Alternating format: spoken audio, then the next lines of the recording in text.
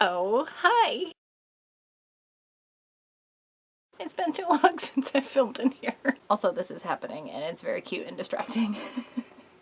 Good night. Man, it has honestly been too hot to film in here, and I also went away for a few days and I'm going away again in a couple more days, so I had some stuff backlogged, but now I've gone through most of that, so I needed to make another project. Also, I just missed sewing because it had been so long since I'd been in my sewing room. And thankfully, this was a request from someone after I did my waistband adjustment pants video where I took in a pair of pants just at the waist. I actually had this pair of jeggings. It works the same whether or not they're actual pants or if they're leggings. I did thrift these earlier this year. I'm gonna do a recap at the end of this year talking about how I have fared on my no-buy journey for this year, because I extended the one from 2020 to this year just to keep myself in check and stop hoarding clothes and fabric. But I have been slipping a little bit. We'll talk about it later on. But this is a garment that I specifically sought out because I had been watching a lot of Brooklyn Nine-Nine, and Chelsea Peretti's character, Gina Linetti, is always wearing skinny jeans that are maroon, and it just made me want them because yes, I came of age in the mid-2000s, but also a berry slash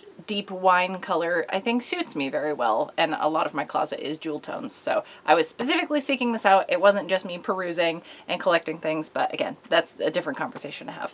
I just wanted to address, like, yes, there's a new garment in my wardrobe. There's a couple new garments in my wardrobe, and I didn't want to completely brush over that fact. So, on to the actual adjustment, okay? Thank you to the person that asked. Of course I didn't write down the username, so I appreciate you requesting things. I know I tend to not get around to those things in a timely fashion. I've been telling Dylan I'll make a Bellatrix wand for 5 or 6 years now because I get excited about the ideas. It's like when you're trying to make plans with someone and when you're hanging out in the moment having a conversation about like, oh, we should go do this, this, and this thing, and you're like, fuck yes, that sounds incredible. And then the time comes to do the thing and then you're like, ooh, actually I don't have the time, money, or desire to do that thing anymore. I wonder if that's specifically an ADHD thing or just being a person thing. Okay, so as with every type of fix, you need to try it on first. I did buy these at a point in time. I was convinced I had put on a bunch of weight that I hadn't actually put on and thought I needed to buy multiple sizes up without actually trying anything on, because at the time you couldn't try stuff on at the store, so I was like, surely I must have gone up a lot. But 'twas not the case. Therefore, we learn how to bring them in, right? Clothes are supposed to fit us. We are not supposed to fit clothes. So yeah, they're just kind of uncomfortable because they're not wide leg denim jeans or something like that. These are supposed to be fitted, contoured to my legs, and that is not what is happening here. They're super baggy and the crotch gets really droopy, which makes them want to just fall off of me. So I'm constantly adjusting them and that drives me nuts. I need low maintenance clothing. In addition, I'm going to shorten these because they're not long enough for me to just leave hanging all the way down, but they're not a good like capri length, which I'm okay with wearing capris. So we're also going to shorten the legs a little bit. Okay, so we see what the problems are with them on just normally. So I'm going to flip these inside out, try them on again so all the seams are exposed. I think this is a really cool high fashion look. We get these little like flappy things on either side. So then I'm gonna just start pinching along the inside leg seam. Now I'm also taking in the crotch. You can just taper the leg. Also, I'm taking everything in the same amount as shown by all the safety pins going in the same distance, but if you have variations, that's also totally fine. Normal. I do it all the time at the uniform store that I work at. This is a pretty common adjustment. So if yours doesn't look like mine, it's all good. So just take it in where you need it taken in. Don't feel like because I'm doing the whole ankle to crotch back down to ankle run that you also have to take in that much of it. Because also sometimes crotch seams are like kind of a nightmare. There's a lot going on at that particular intersection. So if that stresses you out, I would just taper your stitching line until it meets up with like the original stitching towards the crotch. You know what I mean? So like keep it a little wider wherever else you're stitching the legs, but then narrow that difference until you meet up with the original stitching near the crotch. And then you don't have to fuck with it at all. But we got too much crotch droop and I will not stand for it. Once all my safety pins were on, I just did one leg. I made sure to move around a lot to make sure that this is going to be really comfortable and that my knee could fully bend bend and I had a full range of motion because I don't want to be inhibited by any alterations I'm doing. I don't want it to be too tight. I don't want it to be uncomfortable. I just want it to fucking fit me. Then it was time for the unpickening. The only spots I had to do were the bottom hem of the pant leg. Honestly, I should have just cut these off and omitted that entire step. Like, had I cut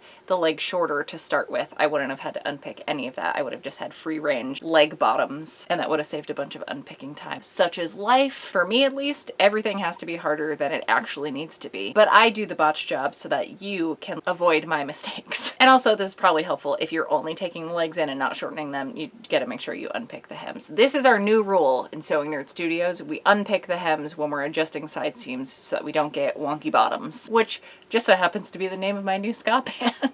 There was also a little bit of top stitching at the crotch seam, like holding the seam allowance a specific direction. So I did unpick that little bit just so everything can lay nice and flat. That's going to help make an even, flat new seam and stuff won't be puckered or bunching weird anywhere. Oh, and as far as unpicking the hems at the bottom of the pants, you don't have to unpick the whole thing. I just wanted the same thread color to match all the way around, and I don't have anything close to the original thread. Also, it ended up being a chain stitch, so I was just able to like pull the thing in one go. But if it's a pain in the ass to unpick a bunch of the hem stitches, don't force it further than you need. You just need to be able to lay the seam you're stitching nice and flat. So just unfold it a couple inches either side. So then I took a measuring tape and I measured in how far all those safety pins were. I actually did this before I unpicked stuff, but I forgot to mention it till right now. I took everything in the same amount, but I did just double check the measurement in a couple of spots where I pinned it just to make super sure.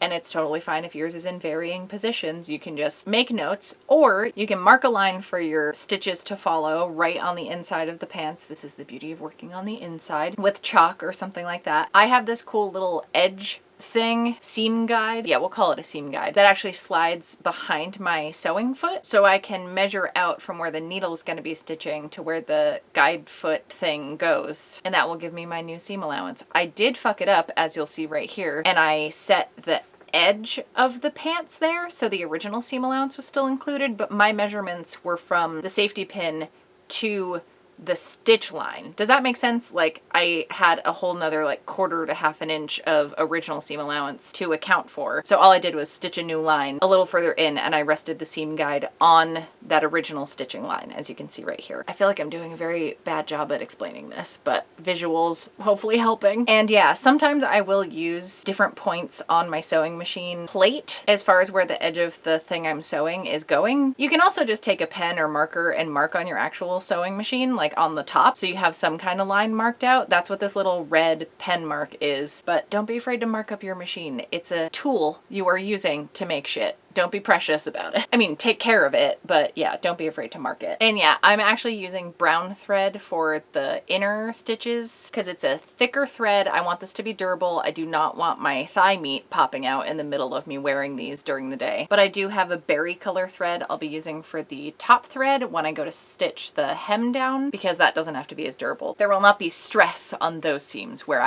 I'm confident there will be stress on the inner leg meat seams. And yeah, I just stitched along. I set my machine to a 2.5 length, made sure it was on a straight stitch, so like kind of smaller stitches, but not teeny tiny. You don't have to go too wild with it. And I did backstitch and reinforce the crotch seam because that's the point that'll get the most stress, and I wanted it to be as strong as possible. No weak crotches here. So yeah, I just stitched right along from ankle to crotch, back down to ankle. And then you can trim that down and zigzag that seam allowance to finish it. I have a serger. I was gonna change the serger thread because initially I was thinking I'd still cuff these, but decided to shorten the pants instead. And the next project I'm gonna do, it needs white thread, and I don't feel like changing this twice when it's not gonna be seen on the inside of these. So I stuck with the white thread because I'm lazy, okay? That's why. So once they were serged, I probably should have checked the fit before I cut all of the extra fabric off just in case I had to let something back out, but here we are. I was very brazen in my decisions, but I would definitely recommend test fitting them after that first round of stitching. You can even baste it, like do long stitches and try it on and make sure you like the fit so you don't have to go back and forth as much. But I was pretty confident in the amount that I was taking in. So I tried them back on to mark where I wanted the length to be, because again, I'm shortening these instead of just taking in the legs. If you're just taking in the legs, all you do here is refold that bottom hem and stitch the bit that you unpicked. And obviously if you unstitch the whole thing, you restitch the whole thing. For me, I marked where I wanted to cut, so I knew where the chalk line line is, I was going to go an inch or two above that for the final length. If you want to mark your actual hem, so fold the pants to where you want them to be, mark the bottom of that with some chalk, and then when you unfold it again, you're going to cut an inch or two below that chalk line so that you have some fabric to fold up for the hem, and then once it's stitched down it should end at the chalk line. Have I not done a video specifically on how I hem pants, like checking the inseam and stuff? If you want me to show you, I can. It's pretty straightforward. I don't often have to do it for myself because nothing's too long for me pretty much ever, but I basically just measure 2 inches down and then fold it up twice. So I probably unnecessarily serged the bottoms because this isn't gonna fray. It's basically a knit material, but I just wanted to make sure I reinforce this as much as possible. I intend to wear these a lot for multiple falls to come, meaning like autumn, although I am a clumsy motherfucker, so I'm sure I'll eat shit while wearing these at some point too. But one of my biggest pet peeves is when I'm wearing pants and the seam isn't laying the same direction the whole time. Oh my god, it's the worst. So I made super sure when I went to serge the bottoms that the inner leg seam was laying the same way from the crotch down to the ankle, because when that is twisted, I can't handle wearing those pants. That is a tactile experience I will not tolerate. Just a pet peeve of mine. Maybe it's not a big deal for you, but holy hell, especially if they're fitted, no goddamn way is that happening. So to hem the pants, tiny little hole now, right? So if you're nervous about that, there's 2 ways to tackle it. You can either lay the pants flat on top, so the pants are going to be right side out, and you're going to be sewing on the inside like this. I remember this feeling really difficult for me to figure out for some reason when I was early on in my sewing journey, but it should be totally fine. So I also like to do a round of stitching for that first fold because I feel like I can never keep a consistent double fold situation without doing this step first. Also, I should have been stretching along this way because the pants are stretchy. Also, I am using a longer stitch for this. I'm at about a 3.5 on my machine just to tack it in place. This shouldn't get a ton of stress on it. If you want to top stitch from the outside and you're able to take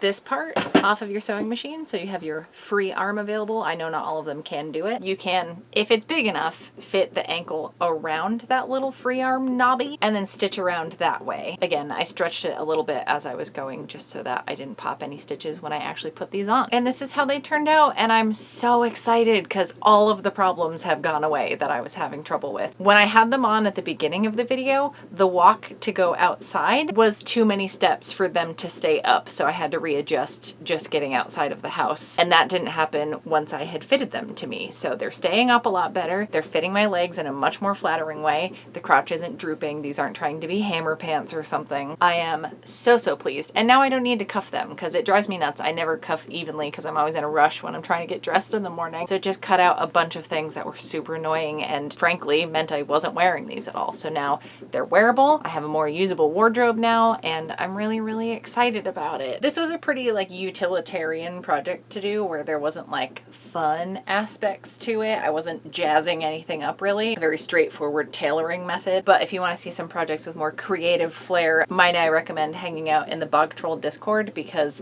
the projects y'all have been posting in there make me so happy and truly genuinely very inspiring. And there's some cool shit like I didn't know was an option. And even just seeing your machines, and there is a little subcategory for crafting assistance where it's just an excuse to post animal photos. There's a bird living on our newspaper box and I posted about him recently because I don't know where else to put that. It seems like a good hub for it. So any animal photos, you go right ahead and put them in there. And that is free for everyone to access if you have Discord, which is a free app if you are unfamiliar. You can either go on desktop or you can like download an app on your phone. Just message me on like Twitter, Instagram, Facebook, send me an email if you need to, and I will send you an invite code. But that is entirely because of everyone over on Patreon that's just open for everybody, and I can't thank them all enough. Y'all are just the best, and you let me do what I'm doing where I wouldn't be able to commit the time to it otherwise. It's always nice just seeing all the names up here and just a weekly reminder of how hard some of y'all give a shit about what I do. Like